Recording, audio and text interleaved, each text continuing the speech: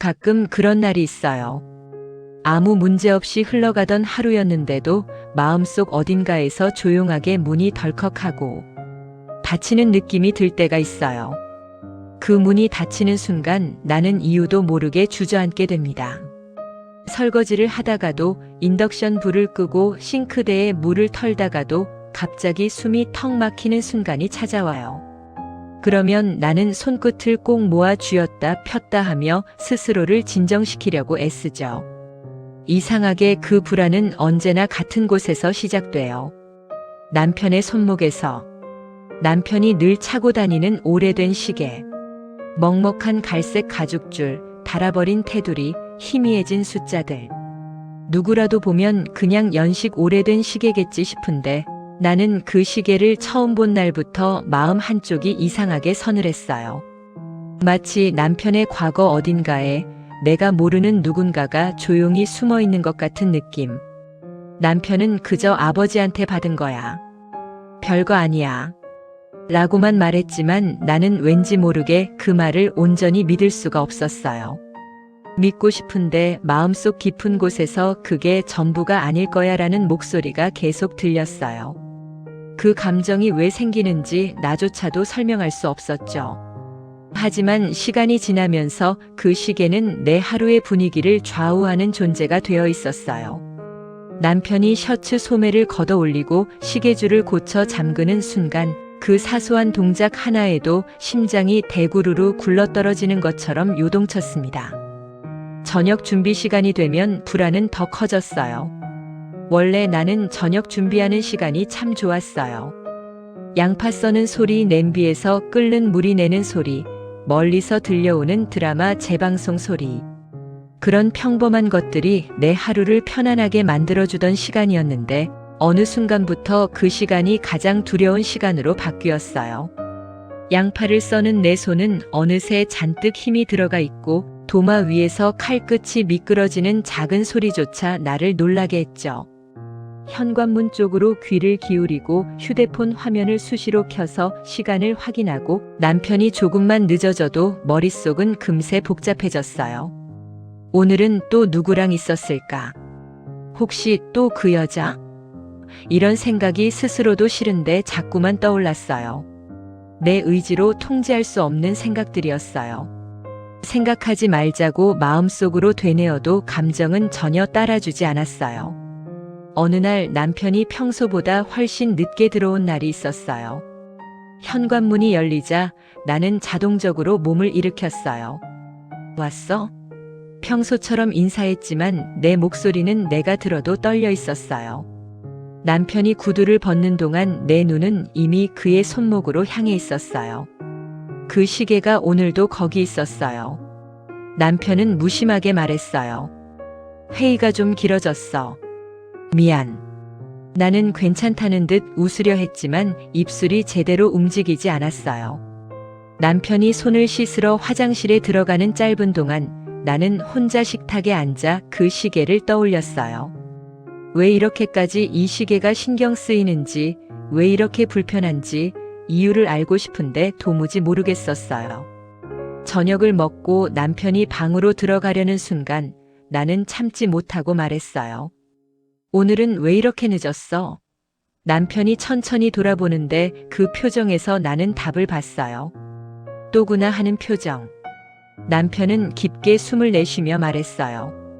또 그 얘기야? 그 말에는 지침과 체념이 섞여 있었어요. 나는 겁이 났지만 이미 마음속에서는 두려움이 넘쳐 흘렀어요. 시계를 계속 차고 있더라. 말하고 나서 스스로도 놀랐어요. 남편은 나를 잠시 바라보다 고개를 숙였어요.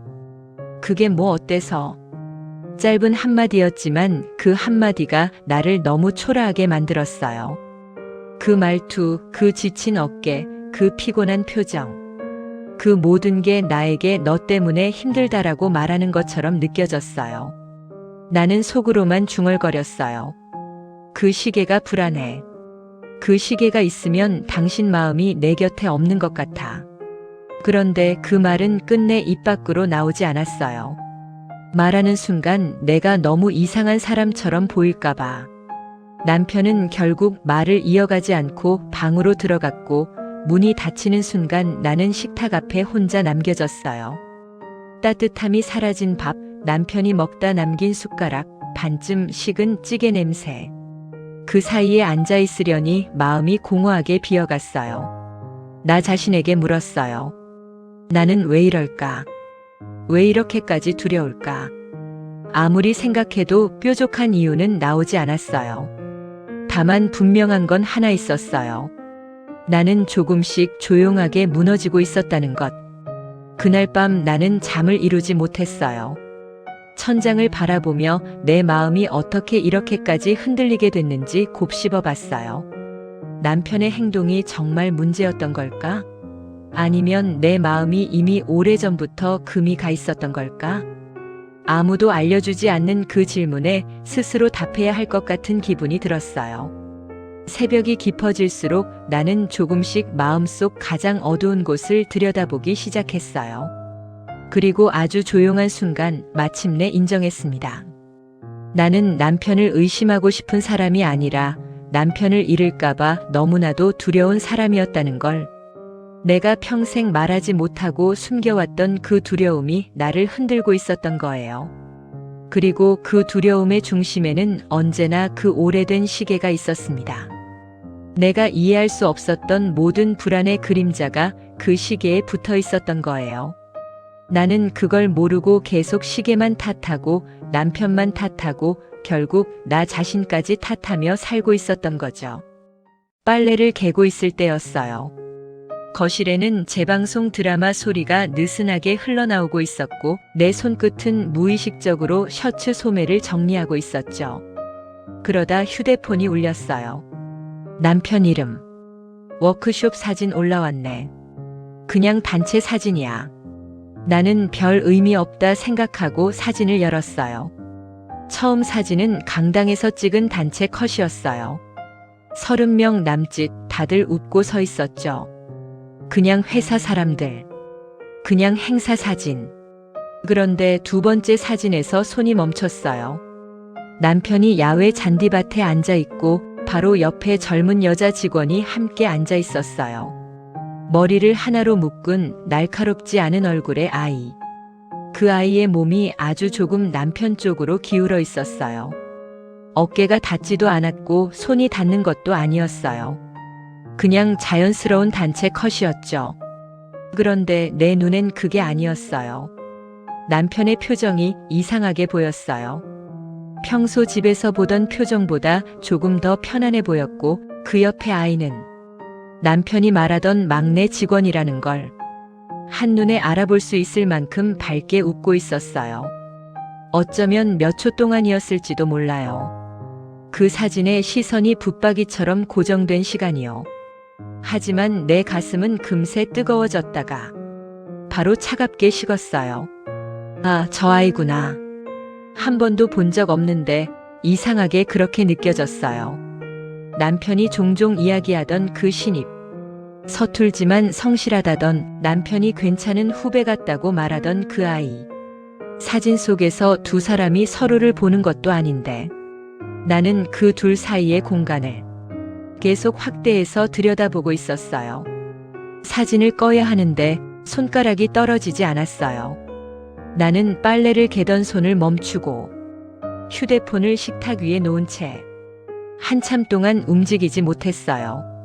머릿속에서 온갖 상상이 달려가기 시작했고 마치 방 안 공기가 한 번에 싸늘해진 것 같았어요. 그날 저녁 남편이 들어왔어요. 왔어? 내 목소리가 조금 떨렸어요. 남편은 별 생각 없이 대답했죠. 응. 오늘 좀 길었네. 저녁을 먹고 설거지를 하고 평소처럼 그는 방으로 들어가려 했어요. 나는 그때 결국 말을 꺼냈습니다. 사진 봤어. 남편이 걸음을 멈췄어요. 사진? 아, 워크쇼? 그냥 행사 사진이던데? 옆에 앉아있던 그 여자 있지? 머리 하나로 묶은 애. 남편 표정이 미세하게 굳었어요. 그 작은 변화가 나에게는 너무 크게 보였어요. 아, 막내. 신입이야. 요즘 그 아이랑 자주 같이 일한다고 했지? 남편은 짧게 대답했죠. 팀이 같아서 그렇지. 별 의미 없어. 나는 그 말에 더 불안해졌어요. 별 의미 없어라는 말이 왜 그렇게 허무하게 들렸을까요? 근데 웃더라. 웃어? 누구랑? 그 아이랑. 남편은 한숨을 쉬었어요. 그냥 사진이야. 다 같이 웃는 거지. 하지만 그 말이 가슴 깊은 곳으로 스며들지 않았어요. 남편의 웃음이 나는 아닌 다른 사람 앞에서도 그렇게 자연스러울 수 있다는 사실이 나를 더 흔들었어요. 당신 요즘 집에서 나한테는 나는 말끝을 흐렸어요. 남편이 내 말을 대신 이어받았죠. 피곤해 보인다는 말하고 싶은 거지. 아니, 그냥 당신이 예전 같지 않아서. 남편은 잠시 나를 바라보다 고개를 살짝 돌렸어요. 그 표정은 내가 원했던 이해가 아니라 지침에 가까웠어요. 그 말 이제 정말 힘들다. 그 한마디가 마치 마음 한쪽을 쿡 찌르는 것처럼 아팠어요. 나는 그냥 불안해서 말한 건데. 알아. 근데 무슨 일을 겪어도 결론은 항상 똑같잖아. 또 누구야? 또 그 여자야? 남편의 말은 사실이었어요. 그걸 아는 나도 더 이상 말할 수 없었어요. 나는 조용히 고개를 숙였고 남편은 더 이상 말을 잇지 않고 방으로 들어가 버렸어요. 문이 닫히는 소리가 오늘따라 유난히 크게 들렸어요. 마치 그 소리가 우리 사이의 마지막 여지를 닫아버리는 것처럼. 남겨진 나는 휴대폰을 다시 켰어요. 그 여자아이의 웃음이 담긴 사진을 또 열어봤어요. 이번엔 더 오래 들여다봤어요. 아무리 봐도 이상한 구석 없는 평범한 사진인데 내 마음은 계속 이 사진을 누군가를 잃을지도 모른다는 신호로 받아들이고 있었어요. 그리고 그 순간 나는 아주 작은 깨달음을 얻었어요. 나는 사진 속 그 아이보다, 남편의 표정보다, 둘 사이의 거리보다 사실은 더 오래된 무언가를 두려워하고 있다는 걸. 사진은 방아쇠였을 뿐 내 안의 두려움은 이미 오래전부터 자리 잡고 있었다는 걸. 하지만 그때의 나는 그 깨달음이 너무 무서워 애써 외면했어요. 그래서 더 집요하게 사진을 확대했고 더 깊게 들여다봤고 결국 잠들지 못한 채 새벽까지 천장만 바라봤어요.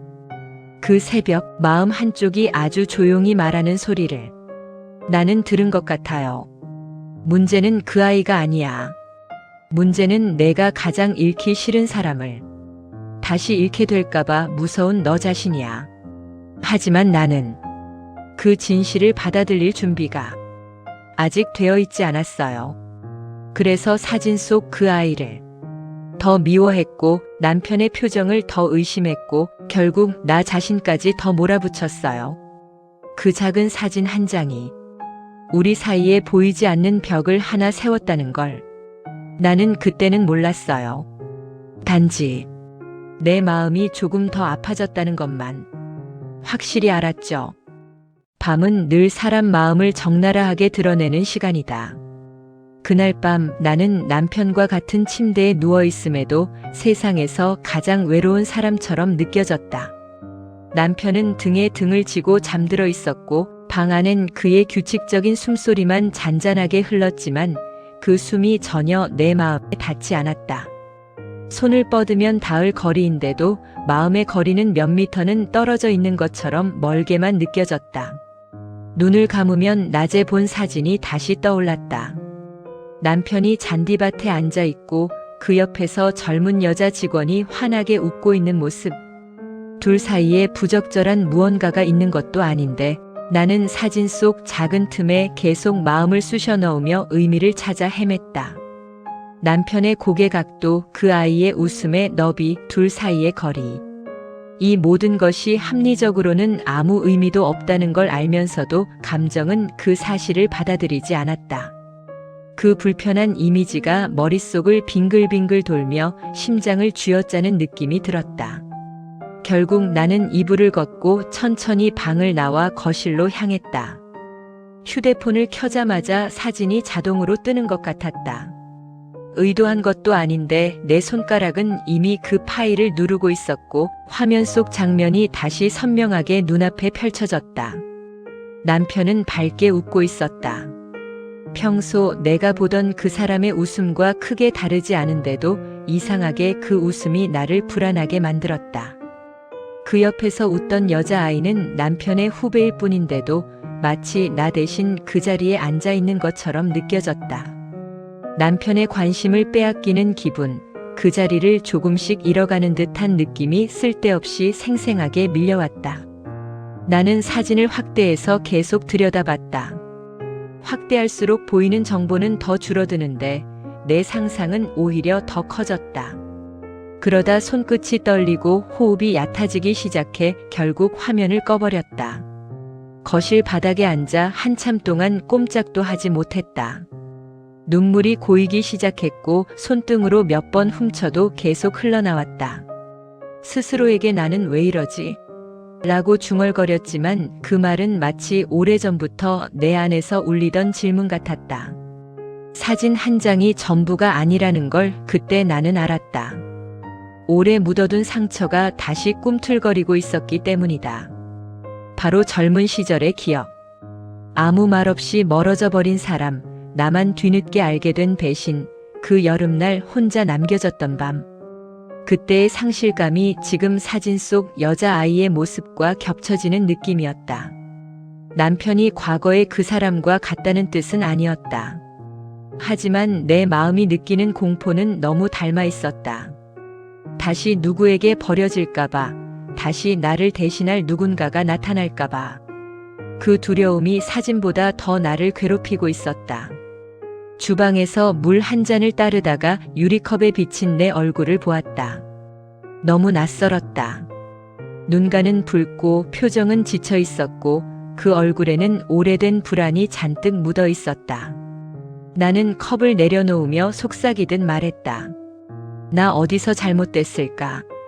그 순간 휴대폰 화면에 저장해둔 상담센터 번호가 떠올랐다. 예전에 한참 힘들었을 때 검색만 해두고 눌러보지 못한 번호. 나는 조심스럽게 그 번호를 눌렀다.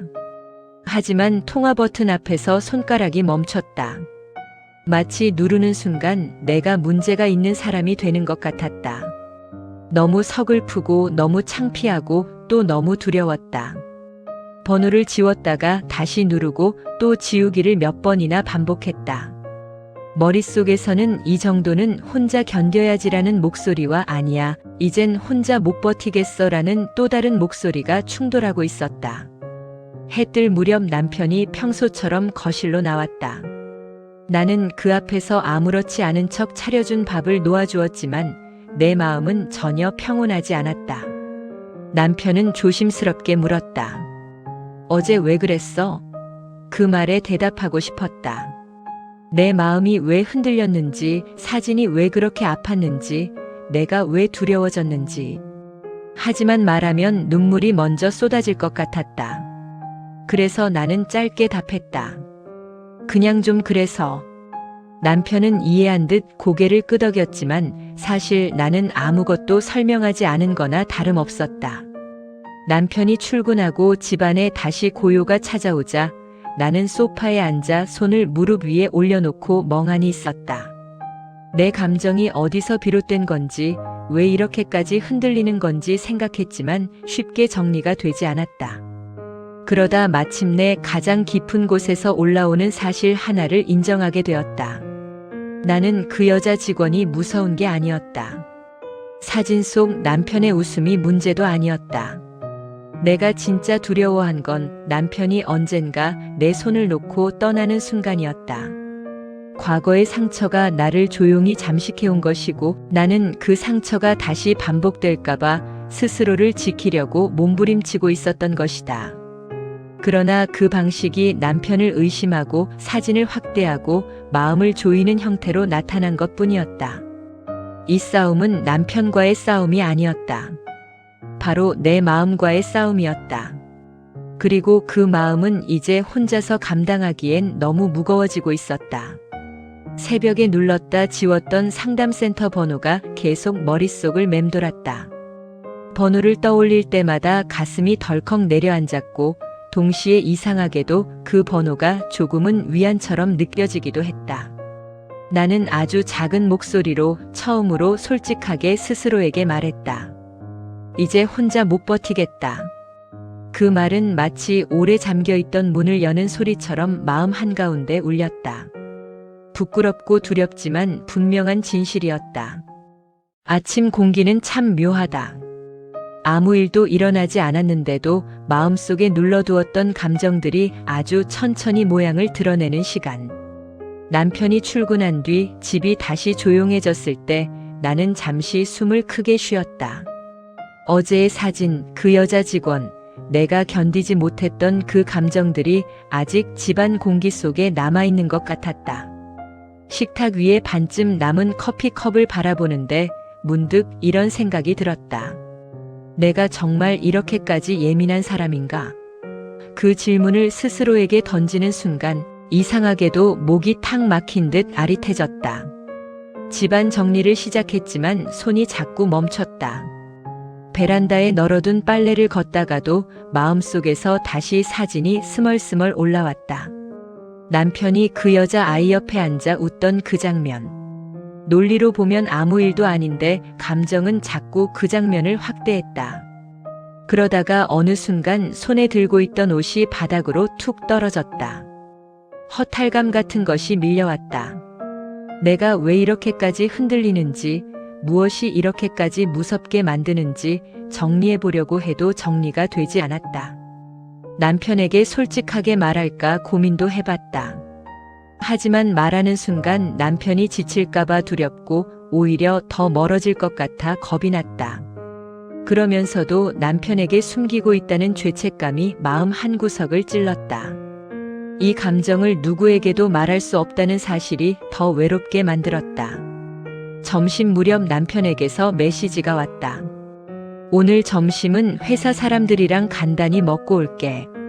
평소에도 자주 있던 일이었는데 그 문장을 읽는 순간 마음이 이상하게 서늘해졌다. 회사 사람들이랑이라는 말이 머릿속에서 그 여자 아이와라는 말로 바뀌는 데는 단 1초도 걸리지 않았다. 스스로도 어이가 없었다. 이런 생각을 하고 있다는 사실이 나조차 답답했지만 생각은 이미 통제 밖이었다. 나는 핸드폰을 내려놓고 깊게 숨을 들이마셨다. 그래, 이건 내 문제야, 내 마음의 문제지.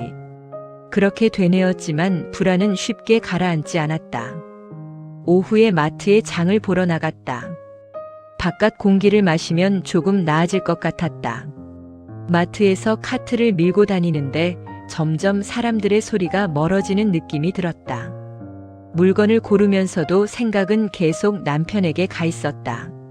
함께 장 보던 기억이 떠올랐고 그때 남편이 보여준 웃음과 지금의 웃음이 다르게 느껴지는 것만 같았다. 물론 그건 내 착각일 가능성이 높았다. 하지만 이 감정은 이성으로는 막을 수가 없었다. 집에 돌아오니 남편에게서 또 메시지가 와 있었다. 오늘 회식 생겼어. 늦을 것 같아.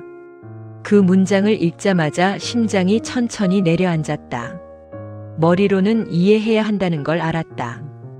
회사 생활 하다 보면 회식도 있고 늦는 날도 있고 평범한 일이다. 그런데 감정은 그 평범함을 받아들이지 못했다. 방금까지 조금 가라앉았던 마음이 다시 흔들렸다. 오늘도 그 여자랑 옆에 앉는 건 아닐까, 술 마시면서 또 웃는 건 아닐까, 사진 속 장면이 다시 떠올랐다. 나는 소파에 앉아 폰을 들었다. 상담센터 번호를 다시 눌렀다. 이번에는 통화 버튼 바로 앞까지 손가락이 갔다. 하지만 또다시 눌리지 않았다. 내가 진짜 상담을 받아야 하는 사람인가? 그 생각이 너무 무겁게 느껴졌다. 설마 내가 누군가에게 버려질까봐 이렇게 흔들리는 건 아닐까? 설마 내 마음이 이렇게 약해진 건 아닐까? 나는 나 자신에게도 솔직하기가 너무 어려웠다. 저녁이 되려 할 때 남편에게 전화가 왔다. 오늘 10시 넘어야 들어갈 것 같아. 그냥 먼저 자. 평소라면 아무렇지 않은 시간인데 그 말이 오늘따라 너무 차갑게 들렸다. 남편의 목소리는 늘 같았지만 내 마음은 달라져 있었다. 나는 조심스레 물었다. 사진 속 그 아이도 오늘 같이 있어? 질문을 던지자마자 후회가 밀려왔다. 남편이 잠시 멈추더니 짧게 대답했다. 아응. 팀이니까 그렇지. 또 그런 말 하면 서로 피곤하다. 그의 말은 사실이었고 합리적이었지만 그 합리성이 오히려 나에게 더 큰 상처처럼 느껴졌다. 서로 피곤하다는 말이 내 마음을 무겁게 눌렀다. 나는 조용히 대답했다. 응, 알겠어. 통화를 끊고 핸드폰을 내려놓는데 갑자기 눈물이 쏟아질 것처럼 올라왔다. 하지만 울지 않았다. 울면 정말 무너질 것 같았다. 그날 밤 나는 남편이 없는 집에서 혼자 식탁에 앉았다. 연기가 사라진 찌개 냄새, 식탁 위 혼자 놓인 수저, 시계 소리. 모든 게 나를 더 고립시키는 것 같았다. 나는 긴 숨을 내쉬며 테이블에 머리를 묻을 듯 내려놓았다. 남편이 늦게 들어오는 게 문제가 아니었다. 남편이 누군가와 함께 있는 게 문제도 아니었다. 나를 가장 괴롭게 한 건 남편에게 이런 마음을 털어놓을 수 없다는 사실이었다. 내 마음을 이해받지 못할까봐, 오히려 더 멀어질까봐 그 두려움이 나를 닫아버린 것이다. 나는 결국 오늘 처음으로 확실하게 깨달았다. 내 마음의 금은 이미 오래전부터 생겨 있었고 지금은 그 금이 표면 위로 드러나기 시작한 것뿐이라는 걸. 그리고 그 금을 더 키우느냐 아니면 다듬고 치유하느냐는 이제 내 선택에 달려있다는 걸. 남편의 시계가 사라진 건 정말 별것 아닌 아침이었다. 그런데 그 작은 일이 내 마음속 숨어있던 감정들을 전부 끌어올릴 줄은 몰랐다.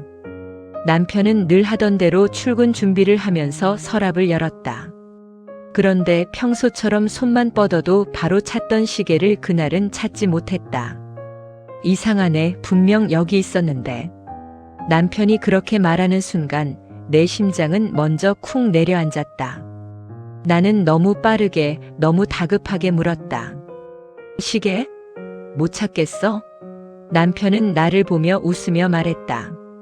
당신이 더 아쉬운 것 같네.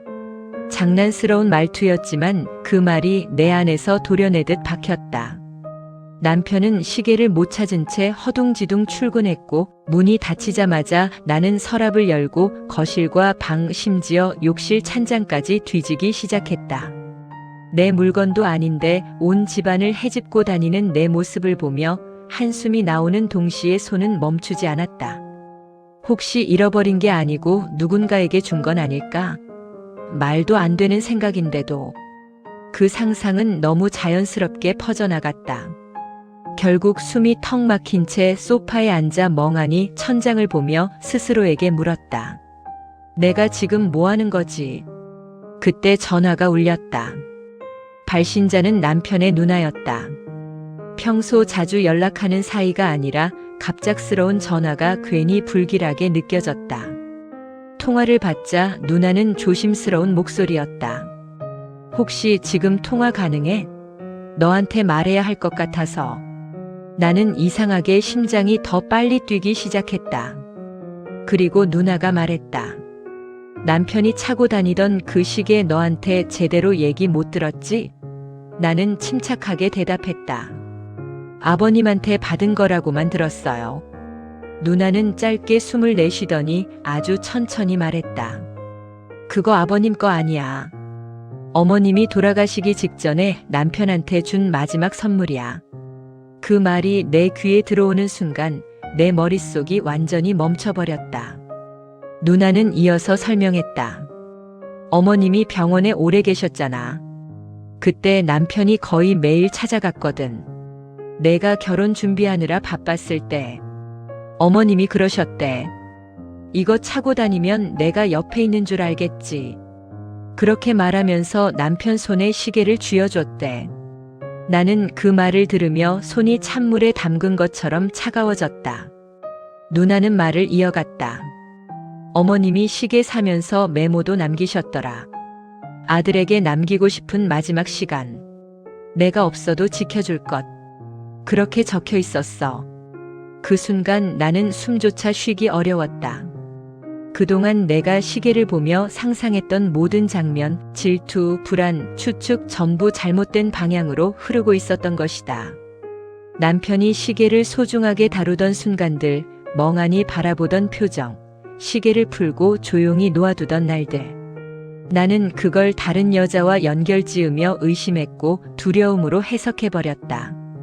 그런데 실제 진실은 내가 상상한 그 어떤 이야기보다도 더 조용하고 더 따뜻한 이야기였다. 남편이 설명하지 않았던 건 나를 속이려는 게 아니라 말하는 순간 그의 마음이 더 아파질까봐, 슬픔이 다시 차오를까봐 그저 묵혀두었던 것이다. 하지만 나는 그 침묵을 숨기는 것이라고 단정했고 그 빈 공간을 내 상상으로 메워버렸다.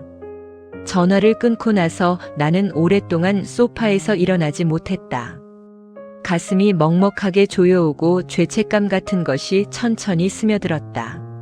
내가 남편의 상처를 보려 하지 않은 채 내 상처만 들여다보며 모든 장면을 해석해왔다는 사실이 너무 아프게 느껴졌다.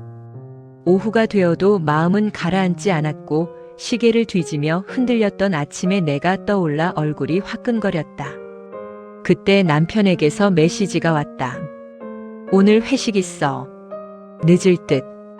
평소 그대로의 짧은 문장이었는데 오늘은 그 문장을 읽는 내 마음이 달라져 있었다. 예전처럼 누구랑? 옆에 또 그 여자? 같은 상상은 떠오르지 않았다. 그냥 문자 그대로 받아들였다. 마음 한구석이 조용히 놓이는 느낌이 들었다. 남편이 저녁 늦게 집에 들어왔을 때 나는 제일 먼저 그의 손목을 봤다. 며칠 동안 사라졌던 시계가 다시 그 자리에 있었다. 남편은 신발을 벗으며 말했다. 회사 서랍에 있더라. 내가 넣어두고 기억을 못하고 있었나 봐. 그의 말은 너무 평범했고 너무 단순했다. 나는 조심스럽게 물었다. 그 시계 이제 나한테도 얘기해 줄래? 남편은 잠시 나를 바라보다 아주 조용히 그러나 확실하게 말했다. 엄마가 마지막으로 준 거야. 사실은 말할 때마다 마음이 복잡해질까봐 그냥 넘겼어. 그의 목소리는 평소보다 낮았고 눈빛에는 오래 묻어둔 슬픔이 있었다. 나는 그 순간 남편의 마음속에도 나와 닮은 불안과 상처가 있다는 걸 처음으로 조금은 이해한 것 같다. 내가 못 본 건 남편의 감정이었다. 남편도 무너질까봐 조심스럽게 감정을 숨겨두던 사람이었는데 나는 그 침묵을 전부 의심의 증거로 바꿔버렸다. 그것이 얼마나 가혹했는지 되돌아보니 가슴이 서늘해졌다. 그날 밤 혼자 누워 천장을 보며 아주 조용히 생각했다. 결국 나를 괴롭힌 건 진실이 아니라 내가 만들어낸 상상들이었구나. 그리고 처음으로 인정할 수 있었다. 남편의 시계는 누군가의 흔적이 아니라 누군가의 마지막 사랑이었다는 걸. 그 사실을 받아들이는 순간 내 마음 깊은 곳에 오래된 금이 조금은 부드럽게 느껴졌다. 어쩌면 진짜 치료는 진실이 드러나는 순간보다 진실을 받아들일 수 있게 되는 그 순간부터 시작되는지도 모르겠다. 시계의 진실을 알게 된 며칠 동안 나는 마음속 어딘가가 조용히 흔들리는 느낌을 지울 수 없었다. 머리로는 오해였구나. 이제 괜찮아져야지라고 말할 수 있었지만 가슴은 여전히 이전처럼 버릇처럼 불안을 향해 달려가곤 했다. 남편이 시계를 차고 나서 무심히 손목을 한번 살피는 모습만 봐도 저건 어머님이 주신 거야 하고 되뇌면서도 한편에서는 근데 왜 오늘따라 저걸 더 자주 만지는 것 같지? 그 같은 생각이 스르륵 새어나왔다. 나는 그 감정들을 억누르려고 노력했다. 남편이 퇴근해서 들어오면 현관까지 나가서 먼저 웃으며 인사하고 저녁 밥상도 평소보다 신경 써서 준비했다. 남편도 그런 나를 의식한 듯 평소보다 부드럽게 말했고 사소한 대화를 나눌 때도 한 박자 더 조심스러운 태도를 보였다. 그런데 이상하게도 그 부드러움은 오히려 우리 사이에 보이지 않는 얇은 유리막이 생긴 것 같았다. 조금만 세게 말해도 금이 갈 것 같고 조금만 감정이 올라와도 깨져버릴 것 같은 그런 긴장감.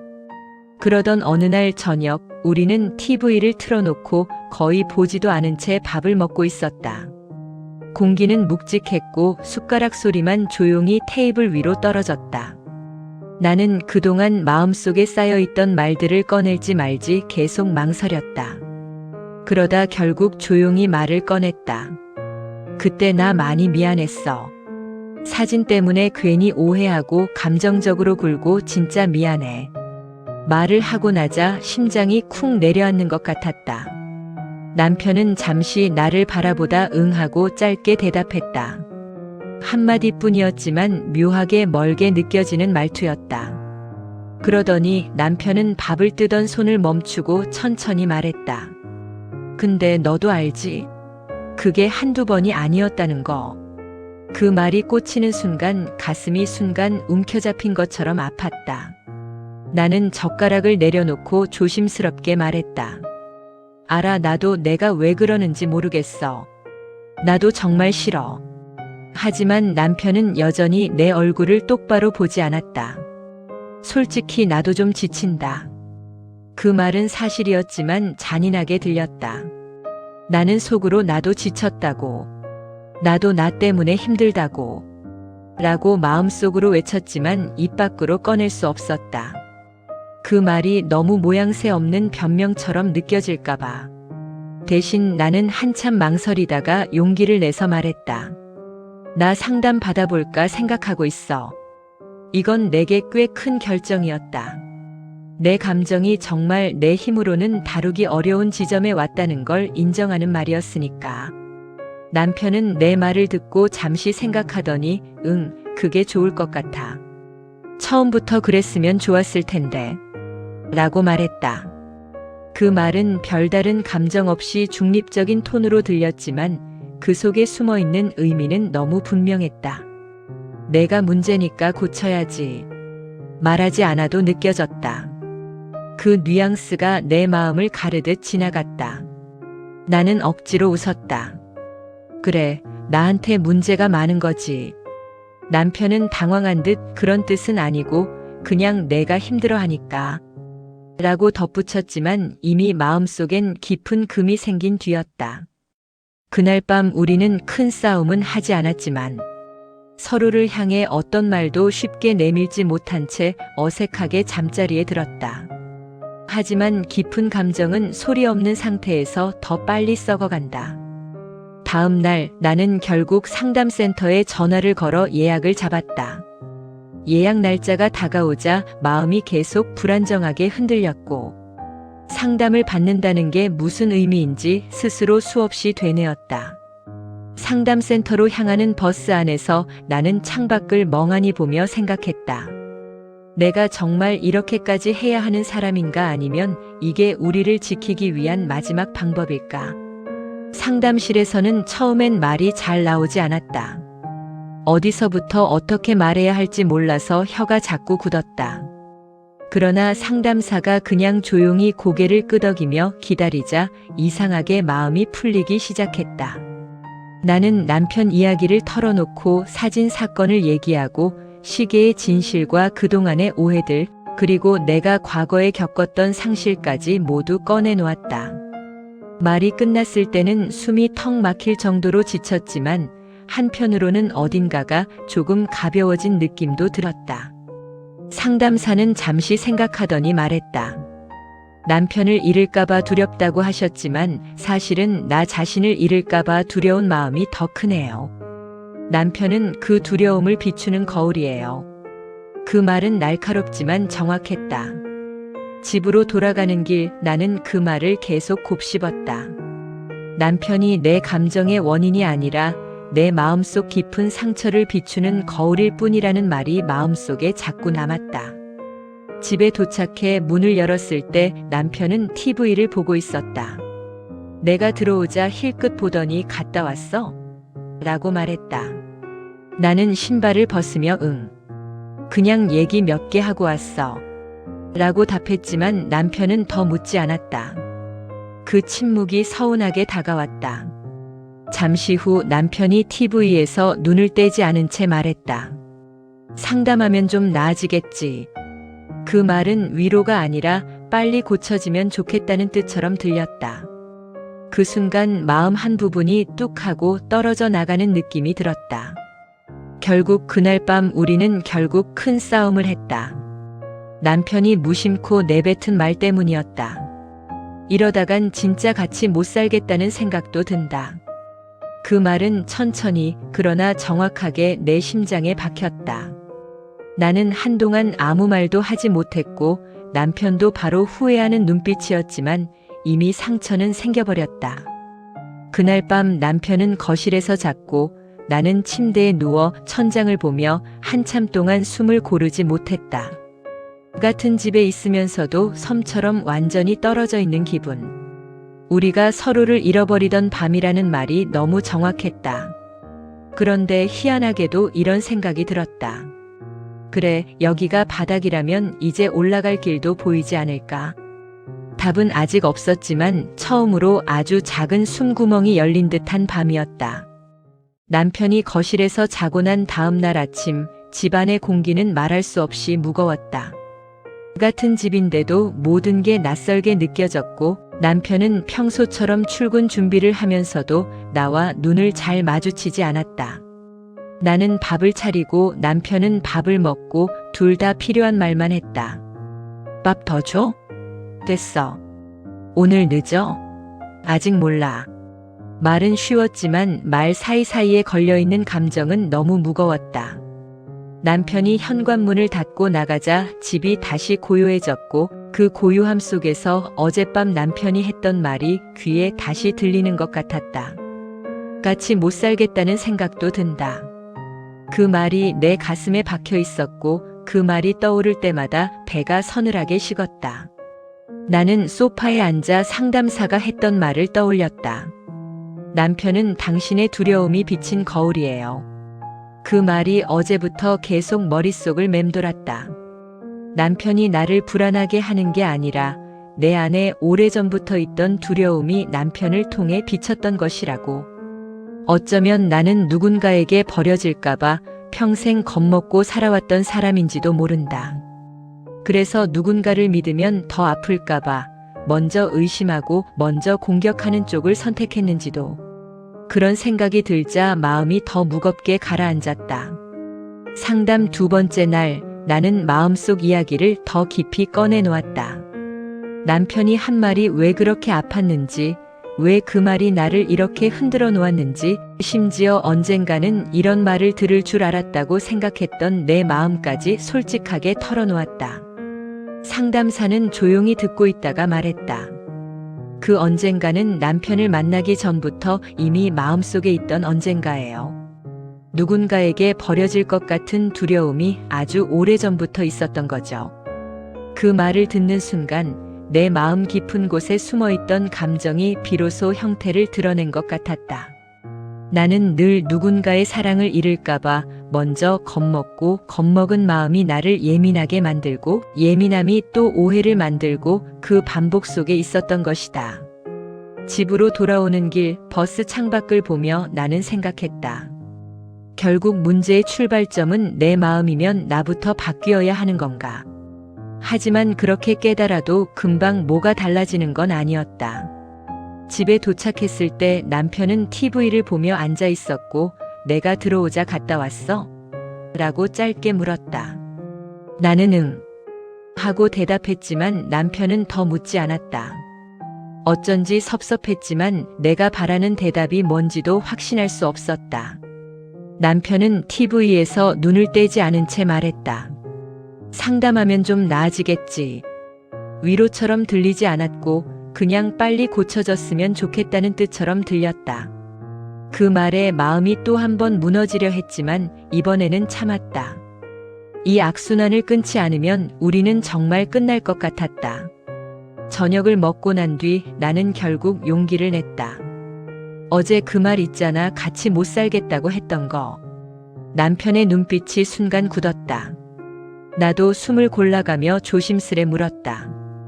그 말 진심이었어? 한참이나 침묵이 흘렀고 남편은 깊은 숨을 내쉬더니 말했다. 진심이라기보다 순간적으로 튀어나온 말이야. 근데 솔직히 겁나긴 했어. 이러다 진짜 그렇게 될 수도 있겠다는 생각. 그 말은 솔직했고 그래서 더 아팠지만 동시에 조금은 마음이 풀리는 느낌도 들었다. 나는 시선을 바닥에 두고 천천히 말했다. 나도 그 말 듣자마자 올게 왔구나 생각했어. 언젠가 누군가에게 그런 말은 들을 거라고 늘 생각하고 있었거든. 남편은 놀란 표정으로 나를 바라봤다. 나는 마음속 깊은 이야기를 처음으로 꺼냈다. 상담사 말이 내가 당신을 잃을까봐 두려워한 게 아니라 결국 나 자신이 버려질까봐 두려웠던 거래. 그래서 자꾸 먼저 의심하고 먼저 화내고 그러면 덜 아플 줄 알았던 것 같아. 말을 하고 나니 가슴이 묘하게 시원해지면서도 아팠다. 남편은 천천히 고개를 끄덕이며 조용히 말했다. 난 그냥 계속 시험받는 느낌이었어. 아무리 설명해도 결론은 항상 같으니까. 언젠가 떠날 사람처럼 느껴졌어. 그 말은 내가 한 번도 생각해보지 못한 입장이었다. 내가 느끼던 공포를 남편도 다른 모습으로 느끼고 있었던 것이다. 나는 그 말을 듣고 마음이 찌릿하게 아파왔다. 서로가 서로를 다치게 하는 방식이 다를 뿐 결국 두려움은 같은 곳에 닿아 있었다. 잠시 뒤 남편이 아주 조심스레 내 손등 위에 손을 올렸다. 오랜만에 느껴지는 온기였다. 나도 완벽한 사람 아니야. 나도 많이 부족하고 많이 도망쳤어. 그냥 우리 둘 다 지쳐 있었던 것 같아.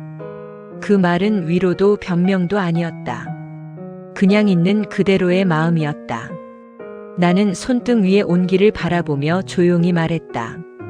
나도 한 번만 더 해보고 싶어. 상담도 계속 다니고 내 마음도 고쳐보려 노력해볼게. 근데 당신도 그냥 멀찍이 바라보는 사람이 아니라 옆에 있어주면 좋겠어. 남편은 잠시 생각하다가 짧게 대답했다. 그래. 나도 해볼게. 완벽하지 않은 약속이었지만 그 말에는 진심이 있었다. 그날 밤 남편은 다시 침대로 왔다. 우리는 서로 등을 돌린 채 누웠지만 같은 이불 아래 있다는 사실만으로 마음 어딘가가 조금 따뜻해졌다.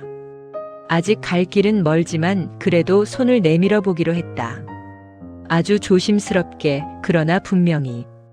남편이 다시 침대로 돌아온 첫날 밤 우리는 서로 등을 맞대고 누워 있었다.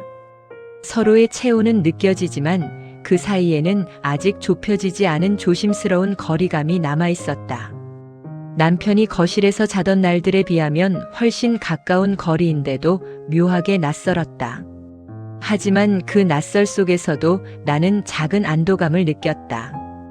더는 서로 등을 돌리고 다른 공간에서 잠들지 않아도 된다는 사실이 어른인 척하던 내 마음을 조금은 안정시켜 주었다. 그러나 그 평온은 아침이 되기 무섭게 깨어졌다. 남편은 평소처럼 씻고 나와 조용히 밥을 먹었고 나는 부엌에서 반찬을 꺼내놓으며 오늘은 괜찮아질까? 그 같은 막연한 기대를 품었다. 남편이 젓가락을 내려놓으며 오늘은 좀 늦어. 팀 회의가 길어질 것 같아서. 라고 말했을 때 나는 애써 자연스럽게 대답했다. 응, 알겠어. 그런데 남편이 휴대폰 화면을 확인하다가 손등으로 살짝 화면을 가리는 동작을 하는 순간 내 눈이 그 작은 동작을 놓치지 않았다. 단 1초도 안 되는 짧은 순간이었는데도 마음이 스르르 흔들렸다. 왜 숨기지? 하는 생각이 번개처럼 지나가고 그 뒤에 오래된 불안이 서늘하게 기지개를 켰다. 하지만 나는 그 감정이 올라오자마자 억지로 삼켰다. 어젯밤 약속했으니까. 그건 내 상상일 수 있다. 지금 떠오른 감정이 현실을 뜻하는 건 아니다. 그렇게 속으로 되뇌며 간신히 마음을 붙잡았다. 남편의 표정은 평소와 다를 게 없었다. 그런데도 내 마음은 또다시 예전의 그림자를 찾아가려 했다. 남편이 출근하고 문이 닫히자 집안은 금방 적막해졌다. 나는 부엌 의자에 털썩 앉아 숨을 고르며 손을 가만히 모았다. 그 작은 휴대폰 동작이 자꾸 떠올라 마음이 불편했다. 그러다 문득 남편이 시계를 손목에 차던 모습이 떠올랐다. 어머님의 마지막 선물. 그 진실을 알게 되고 나서 나는 남편의 무게를 조금은 이해하게 됐지만 불안은 하루아침에 사라지는 게 아니었다. 내 마음 안에는 여전히 작은 틈이 있었고 그 틈을 타고 오래된 감정이 스며들어왔다. 마음이 다시 거칠어지려는 순간 점심 무렵 남편 누나에게서 문자가 왔다. 괜찮아? 요즘 얼굴이 좀 힘들어 보이던데. 나는 순간 불안해졌고 바로 전화를 걸었다. 누나는 남편한테서 들은 건 아니고 그냥 요즘 내 표정이 조금 그래 보여서 라고 말했다. 그 말이 이상하게도 서운하면서도 조금은 따뜻하게 느껴졌다. 남편이 누나에게 말하지 않았다는 사실이 서운했고 내가 아무 말도 하지 않아도 내 마음을 읽어준 누나가 고마웠다. 누나는 너무 혼자 끌어안지 마. 남편도 표현이 서툴러서 그렇지 너 많이 생각하더라. 라고 말했다. 무심하게 던진 말처럼 들렸지만 그 말이 내 마음의 한 부분을 가볍게 눌러주었다. 그래, 남편도 나 생각은 하겠지. 아주 작은 믿음이 생긴 것 같았다. 오후에 상담을 받으러 갔다. 상담실 문을 열고 들어가 앉자마자 나는 아침의 흔들림부터 어젯밤의 대화까지 천천히 털어놓았다. 상담사는 조용히 들으며 고개를 끄덕였다. 이야기가 끝났을 때 상담사는 말했다. 불안은 습관처럼 몸에 배어 있어요. 특히 과거의 상처가 반복되었을 때는 작은 상황도 크게 느껴집니다. 그 말은 내 안을 꿰뚫는 것 같았다. 나는 그동안 불안을 남편 때문이라고 믿어왔지만 사실 내 상처가 먼저였다는 걸 인정해야 했다. 상담사는 또 말했다. 반응하기 전에 내가 지금 흔들리고 있구나라고 알아채는 것. 그게 지금 당신에게 가장 필요한 첫 단계예요. 그 말이 마음에 오래 남았다. 집에 돌아오는 길 버스 창밖에 흐르는 풍경을 보며 나는 내 감정이 휘청거리기 시작할 때마다 붙잡을 문장을 속으로 되뇌었다. 지금 흔들렸다. 이 감정은 과거에서 온 거다. 현실과 상상을 구별하자. 이런 문장들이 마치 작은 부표처럼 내 마음을 떠받쳐주고 있었다. 저녁이 가까워질수록 남편이 언제 들어올지 신경이 쓰였지만 예전처럼 메시지를 먼저 보내지 않았다. 지금 연락하고 싶은 이유가 확인일까, 걱정일까? 이걸 구별하려는 연습을 해보았다. 남편은 예상보다 더 늦게 들어왔다. 현관문 열리는 소리가 들릴 때 나는 물을 마시며 마음을 가다듬었다. 남편은 신발을 벗으며 미안, 회의가 좀 길어졌어. 라고 말했다. 나는 응, 괜찮아. 라고 자연스럽게 대답했다. 그런데 남편 옷에서 스친 향기가 순간적으로 내 마음을 크게 흔들었다. 낯선 화장품 향 같은 느낌. 회사 여직원이나 회의실 공기일 수도 있었지만 마음은 그렇게 합리적으로 반응하지 않았다. 가슴이 쿵 떨어지고 그 순간 머릿속에 예전의 나가 고개를 들었다. 누구지? 왜 냄새가 나지? 입안까지 올라온 질문이 있었지만 나는 깊게 숨을 들이마시며 그 말을 삼켰다. 대신 조용히 물었다. 오늘 힘들었어? 남편은 잠시 놀란 듯 하다가 어깨를 조금 풀며 요즘 일이 좀 많아서 그래. 라고 말했다. 아주 평범한 대답이었다. 하지만 나는 그 평범함 속에서 내가 지켜야 할 선을 발견했다. 내 상상과 현실을 구별하는 연습. 남편이 씻으러 들어간 뒤 나는 거실에 앉아 마음을 다스렸다. 셔츠에서 스친 향기는 여전히 나를 찔렀지만 나는 속으로 중얼거렸다. 이건 내 불안이 만든 그림자일 수도 있어. 그렇게 말하자 조금은 가라앉았다. 밤이 깊어지고 우리는 같은 침대에 누웠지만 아직 온전히 편해진 건 아니었다. 서로의 체온은 느껴지지만 마음의 거리는 조금 남아 있었다. 그래도 나는 느꼈다. 오늘 하루 동안 나는 적어도 내 감정에 완전히 끌려가지 않았다는 걸. 남편의 등을 보며 조용히 생각했다. 이 길이 맞는지 확신할 수 없어. 그래도 나는 해보는 중이야. 어제보다 오늘이 아주 조금이라도 나았다면 그것면 됐어. 그 작은 생각이 오늘 밤 나를 버티게 했다. 완벽하진 않지만 이전보다 단단해진 마음이 이불 속에서 아주 작게 숨 쉬고 있었다. 아침부터 마음이 이상하게 불안했다. 남편은 평소처럼 출근 준비를 하고 있었고 나는 부엌에서 밥을 놓으며 눈길로만 남편의 동작을 좇았다. 시계를 차는 손목, 넥타이 매는 손, 거울 앞에서 숨 고르는 표정. 익숙한 장면인데도 마음이 묘하게 불편했다. 남편이 신발을 신으며 말했다. 오늘 워크숍 있어. 지방 쪽으로. 나는 순간 굳어졌다. 처음 듣는 말이었다. 오늘이라고? 나한텐 처음 말하는데? 남편은 휴대폰 화면을 보여주며 어제야 잡혀서 그래. 오전부터 정신없어. 라고 했다. 화면에는 일정표가 떠 있었지만 눈에 제대로 들어오지 않았다. 하루 종일 같이 있는 거네 누구랑? 머릿속이 불편하게 돌기 시작했다. 나는 최대한 평범하게 물었다. 같이 가는 사람 누구야? 남편은 대수롭지 않게 말했다. 팀 애들 다. 너 아는 그 후배도 있고. 그 한마디가 오래된 불안을 건드렸다. 사진 속 그 얼굴이 순간 떠올랐다. 하지만 나는 억지로 웃었다. 그래, 다녀와. 목구멍이 따끔했지만 애써 삼켰다. 남편이 집을 나가자 집안이 조용해졌다. 바로 그 고요 속에서 상상이 시작됐다. 워크숍, 버스, 회의, 회식 머릿속 장면들이 내 의지와 상관없이 이어졌다. 상담사가 했던 말이 떠올랐다. 생각은 막을 수 없지만 따라갈지 말지는 선택할 수 있어요. 나는 그 말을 붙잡으며 빨래를 돌리고 욕실을 닦고 냉장고를 정리했다. 몸을 움직이면 불안이 가라앉을 줄 알았지만 결국 손이 휴대폰으로 갔다. 도착했어? 라고 물었고 남편은 바로 응. 회의 시작해. 나중에. 라고 답했다. 짧지만 필요한 답이었다.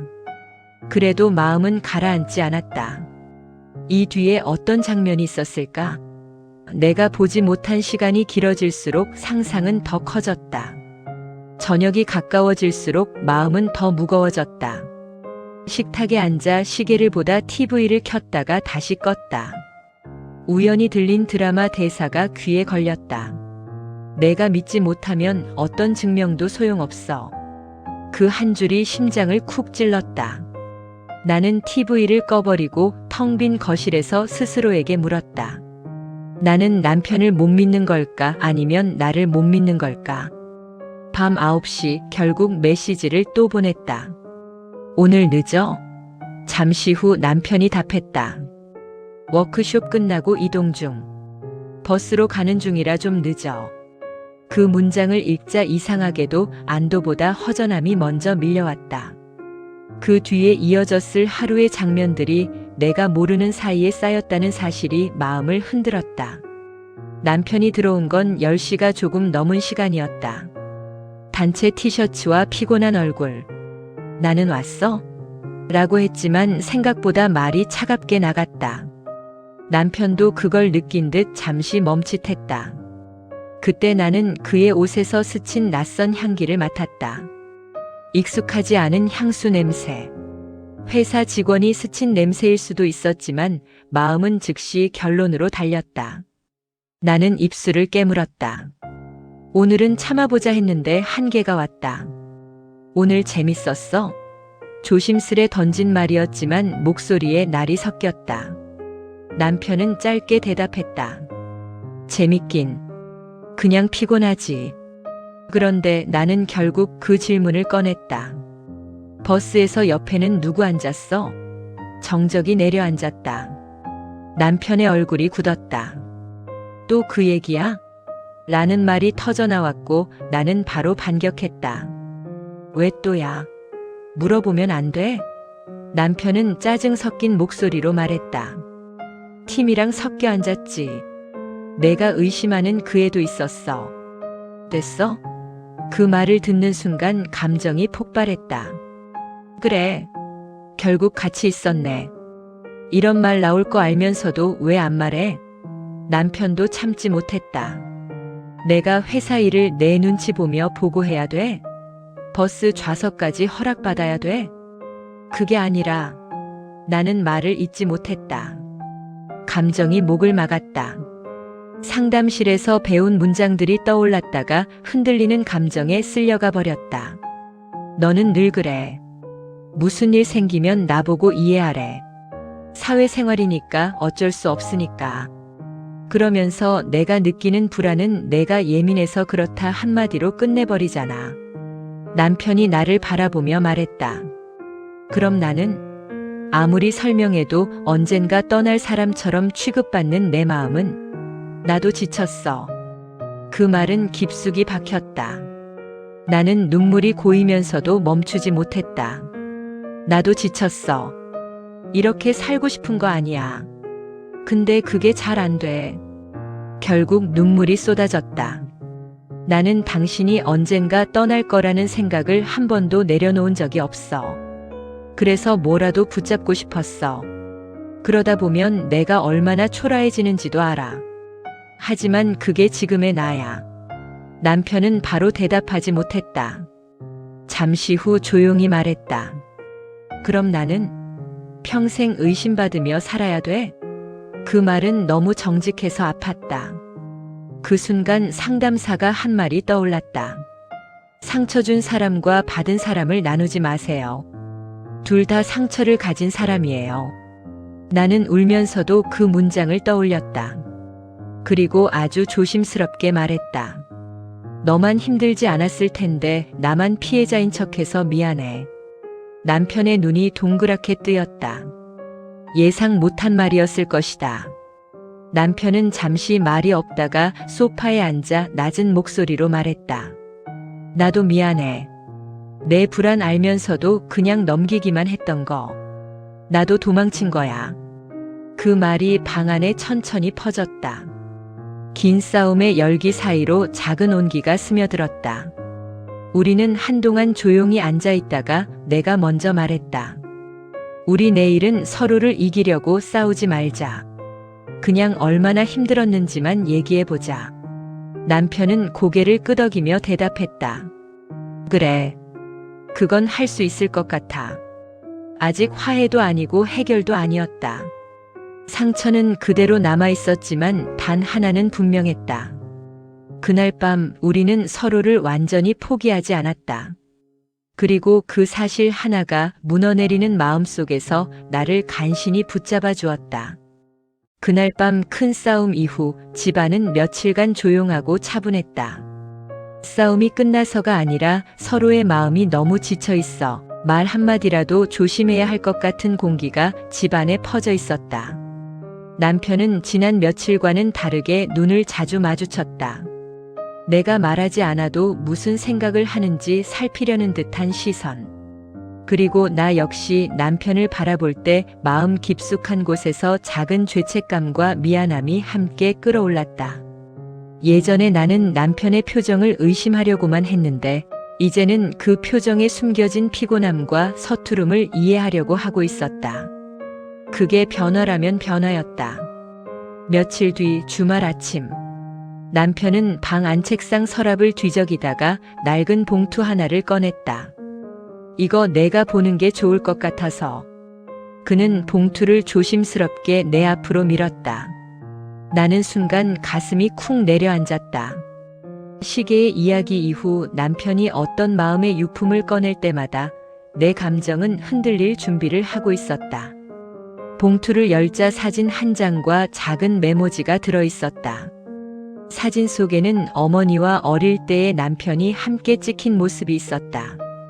어머니가 남편의 머리를 쓰다듬고 있었고 어린 남편은 억지로 웃는 표정이었다. 그리고 그 뒤에는 삐뚤빼뚤한 글씨의 메모가 있었다. 너는 잘할 거다. 늘 나 걱정하지만 나는 내가 걱정보다 큰 사람이라는 걸 안다. 나는 사진과 메모를 한참 동안 바라봤다. 남편이 왜 시계를 그렇게 소중히 여겼는지, 왜 침묵으로만 마음을 감추려 했는지 조금 알 것 같았다. 남편은 내 표정을 살피며 조심스럽게 말했다. 엄마가 돌아가시고 한동안 아무것도 못했어. 뭘 하든 죄책감이 들고 그래서 감정 얘기하는 게 더 어려워졌던 것 같아. 그의 목소리는 평소보다 낮았고 아주 오래된 상처를 꺼내는 듯한 울림이 있었다. 나는 조용히 고개를 끄덕였다. 그래서 내가 불안해할 때 뭐라고 말해야 할지 몰랐구나. 남편은 천천히 고개를 끄덕였다. 그래. 내 감정이 너무 커 보이면 내가 더 못 버틸까봐 겁났어. 이 고백은 싸움보다 더 가슴을 흔들었다. 우리는 서로가 서로를 감당하지 못할까봐 겁을 먹은 채 뒷걸음질 치고 있었던 것이다. 내가 느낀 작은 충격은 곧 미안함으로 변했다. 내가 남편의 상처 앞에서 서 있었으면서도 내 상처만 들여다보느라 남편의 마음을 보지 못했다는 사실이 아프게 다가왔다. 밤이 되자 남편은 조용히 물었다. 우리 그 얘기 해볼까? 내가 말했던 거. 서로 얼마나 힘들었는지. 나는 숨을 들이마시고 고개를 끄덕였다. 우리는 거실 불만 켜놓고 마주 앉았다. 처음에는 말이 잘 나오지 않았다. 너무 많은 감정이 터질까봐 두려웠고 어색하기도 했다. 하지만 조금씩 조각을 꺼냈다. 나는 늘 누군가에게 버려질까봐 겁났어.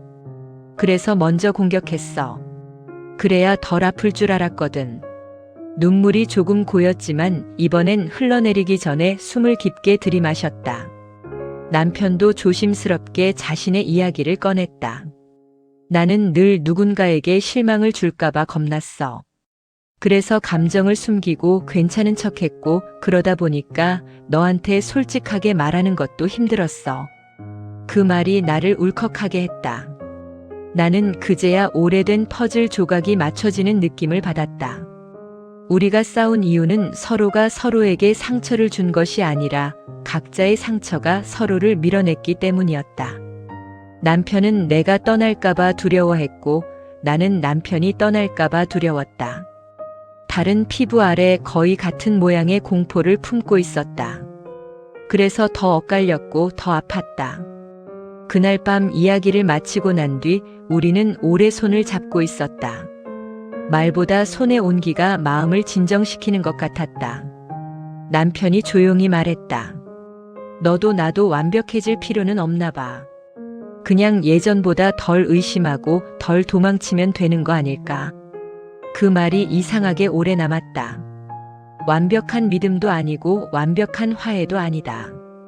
다만 조금 더 나아지는 것. 서로에게 한 발 더 가까이 서는 것. 그런 마음이 서로에게 필요한 것 같았다. 나는 이불 속에서 남편의 손을 꼭 잡으며 천천히 대답했다. 응. 우리 그렇게 해보자. 그날 밤 나는 오래간만에 마음속이 조금 편안해지는 느낌을 받았다. 아직 불안이 완전히 사라진 것은 아니었다. 남편 역시 완벽하게 변한 것은 아니었다. 하지만 우리는 서로를 다시 포기하지 않기로 계속 손을 내밀어 보기로 약속했다. 어쩌면 그것이면 충분한 것 아닐까. 사람 마음이란 완치되는 게 아니라 이해해주는 사람 옆에서 천천히 나아지는 것일 테니까. 그리고 나는 알고 있었다. 내일도 또 흔들릴 수 있고 불안이 다시 고개를 들 수도 있다. 하지만 이제는 혼자 흔들리지 않아도 된다는 것. 남편이 내 옆에 있다는 것. 그 사실 하나로도 나는 앞으로 조금씩 더 나아갈 수 있을 것 같았다. 그렇게 우리는 아주 조심스럽게, 그러나 분명하게 다시 시작하고 있었다.